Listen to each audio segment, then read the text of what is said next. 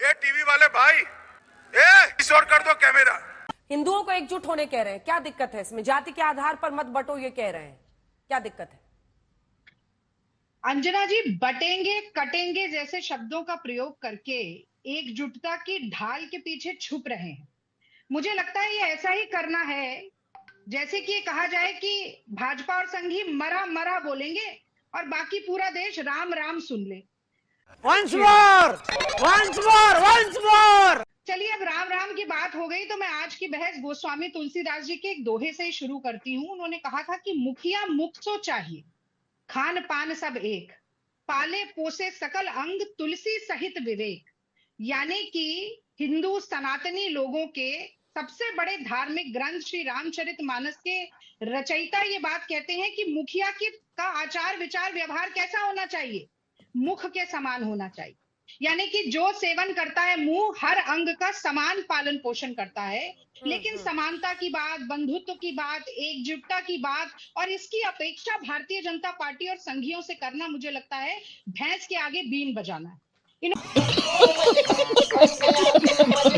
इन्होंने कांग्रेस के ऊपर बड़े आरोप लगाए। मैं तो सीधी सी एक बात कहती हूँ कि जब राहुल गांधी चले कन्याकुमारी से कश्मीर तक और मणिपुर से मुंबई तक, तो कांग्रेस पार्टी ने एक नारा दिया, उसका नाम था भारत जोड़ो। इस यात्रा को नाम दिया भारत जोड़ो यात्रा।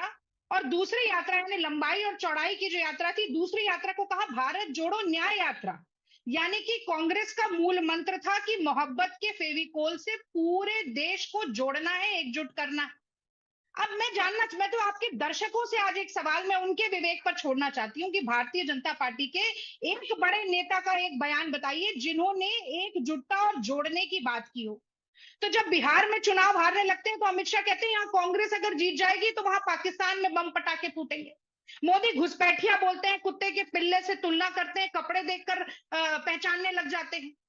तुम्हें शर्म है? कुछ शर्म आया है? अनुराग ठाकुर, माफ कीजिएगा शब्द का मैं प्रयोग करूंगी आज आपके चैनल पे। अनुराग ठाकुर कहते हैं गोली मारो सालों को।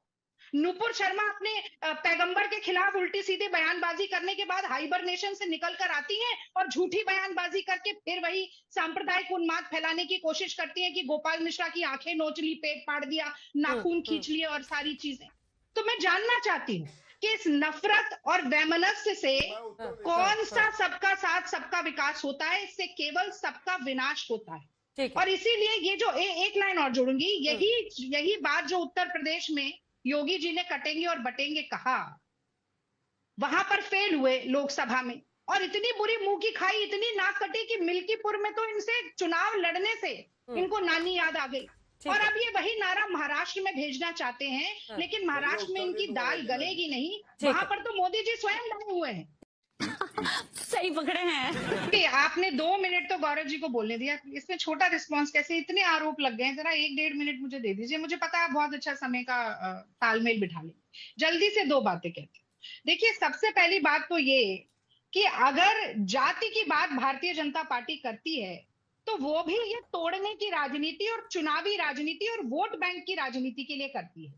तो राजस्थान में अगर जब इनको जाति के आधार पर लोगों को भिड़ाना होता है तो गुर्जर बनाम मीणा हो जाता है। जब हरियाणा में भिड़ाना होता है तो जाट बनाम नॉन जाट हो जाता है। जब महाराष्ट्र में भिड़ाना होता है तो मराठा गैर मराठा दलित हो जाता है। लेकिन और जब मोदी जी को खुद के लिए वोट मांगना होता है तो वो ओबीसी बन जाते हैं और कहते हैं मैं तो ओबीसी हूं, मुझे नीच कह दिया, अरे मेरे मुझे ये कर दिया, मुझे गाली दे दी, मुझे वोट दे। यही नहीं, अभी और सुनिए। लेकिन जब राहुल गांधी और कांग्रेस पार्टी जाति की बात करती है, जातिगत जनगणना की बात करती है, तो वो अधिकारों की बात करती है। वो पिछड़ों के, शोषितों के, हाशिए पर पड़े हुए लोगों को राजनीति के मुख्य धारा में लाने की बात करती है। और गांधी जी ने जो कहा था कि पंक्ति में खड़ा हुआ अंतिम व्यक्ति जो है उसके आंसू पोंछने की बात करती है। लेकिन ये भारतीय जनता पार्टी को समझ नहीं आएगा, क्योंकि आज से थोड़ी तोड़ने की राजनीति कर रहे हैं। तो अंग्रेजों के मुखबिर थे, माफीनामे लिखते थे, उनकी पेंशन पर जीते थे। और अंग्रेज जो डिवाइड एंड रूल की पॉलिसी करते थे, वो आज देश में चलाने का अगर कोई काम कर रहा है, तोड़ो और राज करो, तो वो ये भाजपाई और संघी। और इन्होंने क्या औरंगजेब फैन क्लब बोला ना, मैं किशोर कहती हूँ तिवारी आज जी। देश में सबसे बड़ा टुकड़े टुकड़े गैंग अगर कोई है जो संवैधानिक अधिकारों के टुकड़े करना चाहता है, गंगा जमनी तहजीब के टुकड़े टुकड़े करना चाहता है, लोकतांत्रिक मूल्यों के टुकड़े टुकड़े करना चाहता है, तो वो भारतीय जनता पार्टी और राष्ट्रीय स्वयंसेवक संघ है। किशोर तिवारी जी। महाराष्ट्र में बाला साहब ठाकरे के बेटे उद्धव ठाकरे को आपने ठीक। धोखा दिया, जो वादा किया प्री पोल अलायंस में वो निभाया नहीं, किशोर उन्होंने तिवारी आपको जी। साथ छोड़ा, तो अब आप ये हमारे ऊपर चाहते हैं। सत्ता की चोरी की आपने, किशोर तिवारी जी, जनतंत्र की चोरी की क्या आपने, दिक्कत है? इसीलिए बटेंगे तो महाराष्ट्र कटेंगे में वाले। आप कुछ भी बोलो, ये नहीं सुनने वाला। जी रागिनी जी, ठीक है। बटेंगे तो कटेंगे वाले फॉर्मूले में क्या गलत है? अगर योगी आदित्यनाथ का यही नारा हर जगह पर, और प्रधानमंत्री ने कहा कि अगर हम बटेंगे तो बांटने वाले महफिल जमाएंगे, इसमें क्या गलत है? जाति के आधार पर हिंदू ना बटे, ये अगर बीजेपी कहती है तो इसमें क्या गलत है?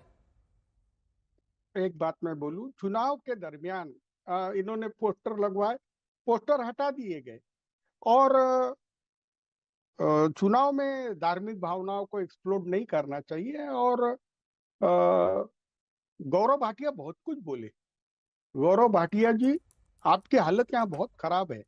हाँ, मैं अभी बता रहा हूँ चुनाव में। हाँ, और आप जो ये फंडे जो कर रहे हैं, तो महाराष्ट्र के अंदर एक प्रोग्रेसिव स्टेट है, ये संतों की भूमि है, यहाँ पर सर्वधर्म सद्भाव है।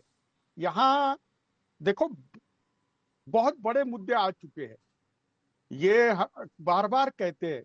मेरे ख्याल से गौरव भाटिया तो बहुत ज्यादा कहते हैं। एक तो इनको महाराष्ट्र का कुछ मालूम नहीं है, फिर भी कहते हैं कि हम वसूली सेना है, सोनिया सेना है, हमने हिंदुत्व बेच दिया।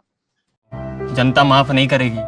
देखिए, अब जनता में हम गए थे ये सब लेके, ये तो बहुत बोल रहे थे, लेकिन इनको 2 डिजिट में लाके रख दिया जनता ने। हाँ, कहीं भी तो 22 MP आते थे और 70% सीटें हमें मिली। अगर हम कांग्रेस के साथ गए तो जनता चाहती थी कांग्रेस को तो 17 में से 14 सीट दे दी। अब मैं बताता हूँ, ब्रेकअप से बाहर निकलिए किशोर जी, आपका तो पार्टी ही ब्रेकअप हो गया।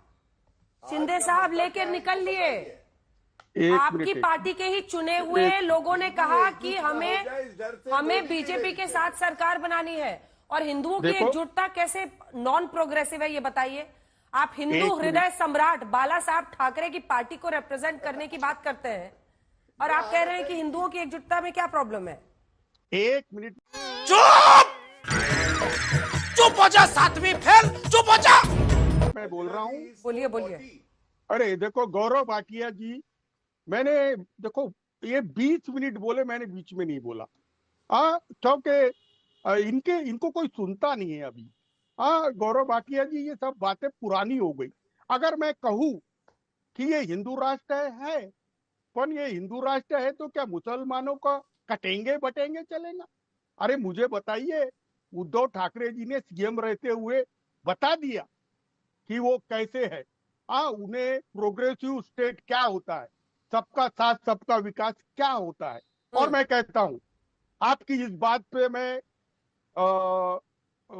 चैलेंज दे रहा हूं। अगर हमने गलत किया है कि बीजेपी से साथ छोड़ा करके हिंदुत्व छोड़ दिया, तो जनता ये तय करे, जनता ये तय करेगी। और उद्धव ठाकरे जनता में उसी हिस्से जा रहे हैं, मैं बोलता हूं उसी हिस्से जा रहे हैं। और ये बड़ी अच्छी बात कही आप। कांग्रेस से हमारा नाता, ये सारी बातें छोड़िए, एक बात का उत्तर दीजिए। अंजना जी, एक सवाल पूछ लूं? अरे आप एंकर ही बन जाओ ना, चलो। Emotional damn it. Anjana ji, आप सुन पा रही? हाँ, आ रही आवाज, आ रही है। हाँ, अंजना जी देखिए, ऐसे तो नरेंद्र मोदी जी ने भी कहा था कि अगर नोटबंदी के बाद 50 दिन के भीतर काला धन वापस नहीं आ जाता तो मुझे चौराहे पर खड़े करके जूता मारना। भाई, हमने तो किसी डिबेट पर नहीं पूछा कि क्या नरेंद्र मोदी जी को जूते मारे गए चौराहे में, तो इसीलिए ये जूता चप्पल इस तरीके की बातें करना, अपने विरोधियों के लिए अपशब्द बोलना, आप कितना भी मातोश्री पिताश्री करते रहें, जनता महाराष्ट्र में आपको नानी याद दिलाने वाली है। अब मैं एक बात जल्दी से अंजना जी बोलना चाहती हूँ। देखिए, आपने हरियाणा का ब्रेकअप दिखाया, तो थोड़ा सा महाराष्ट्र के ब्रेकअप के बारे में भी बात जरूर करनी चाहिए। और साफ साफ ये पता चलता है कि डबल डिजिट में लोकसभा में भारतीय जनता पार्टी नहीं पहुंच पाई। 28 सीटों पर चुनाव लड़ने के बाद 19 सीटें हार गई। वहीं कांग्रेस पार्टी केवल 17 सीटों पर चुनाव लड़कर 13 सीटों पर जीती तो सारे लोगों ने मिलकर वोट दिया ना, एकजुट होकर वोट दिया। इसीलिए सही पकड़े हैं। तिवारी जी कुछ बोल रहे भाई, सुना वो ऑडियो, इतनी देर से बोल रहे थे, उनका ऑडियो ही नहीं आ रहा था। हाँ बोलिए तिवारी जी, क्या हुआ? अरे देखो, मैं बता रहा हूँ कि महाराष्ट्र का चुनाव, हाँ बीजेपी तो ये मुखौटा है, पर महाराष्ट्र का चुनाव ये 25 लाख करोड़ जो प्रोजेक्ट पाइपलाइन में है, हाँ उसके लिए किया जा रहा है। तो बीजेपी के मुखौटे के पीछे जो लोग हैं, वो लोग किसी भी हालत में ये चुनाव जीतना चाहते हैं। ऐसे बोर्ड तो बहुत लगेंगे, और क्या क्या होगा मुझे मालूम नहीं, लेकिन हमें तिवारी जी को दिखाइए हमारे साथ। तिवारी जी, ये बात समझ नहीं आ रही है। अब अंजना जी जनता वोट करती है ना, पार्टी के लिए, नेता के लिए तो वोट करती है, तो जनता के वोट को आप लोग इतना बेमानी बना देते हैं कि कोई और है, ये मुखौटा है। अरे जनता को तो समझ में आ रहा है ना किसको वोट देना नहीं देना है। इसी जनता ने दिया ना लोकसभा में। एक मिनट मैं बताता हूँ, अभी बताता है भाई, अभी बताता है, अभी किया ना, अभी बताता है तुमको। कल ही एक नाथ शिंदे के उम्मीदवार के 15 करोड़ रुपए पकड़े गए। और इनको कोड ऑफ कंडक्ट में पैसे बांटने का जो प्रोग्राम था वो बंद कर दिया। तो एक नाथ शिंदे बोले कि मैं मेरे घर से दूंगा। अब ये क्या है, मतलब तो बेचारे अडानी जी की कृपा है, अडानी जी की कृपा है। अडानी जी चुनाव लड़ रहे हैं। अरे अडानी जी की शक्ति से तो हमारी सरकार गिर गई, हमारी पार्टी चले गई। तुम है ना, जरा तुम्हारे पत्रकारों को पूछो तो सही। शरद पवार के वो तिवारी जी, आप तो गजब के हैं एकदम। टीवी पे आते हैं, जो मन में आ रहा है बोल रहे हैं। आप जो बोल रहे हैं मुस्कुराते हुए चेहरे से, सच तो ऐसी बहुत बातें होती है, लेकिन सच बोल रहा हूँ। इतना भी बोलिए कि सच बोल रहा हूँ। मैं सच बोल रहा हूँ, मैं दिल से बोल रहा हूँ, सच बोल रहा हूँ, दिल से बोल रहा हूँ। लेकिन कुछ सब्सटैंशिएट करना पड़ता है सर। जब इस तरह के आप आरोप लगाते हैं तो सब्सटैंशिएट करना पड़ता है, और ये जरूरी है कि आदमी जिम्मेदारी के साथ बात करे। सागर बंगले से ही पैसे बांटे गए ना। अच्छा, अभी तो सागर पे बाढ़ आ गई है, सागर पे बाढ़ आ गई है। 99 सीटें देने के बाद, अनाउंस करने के बाद बाढ़ आ गई है।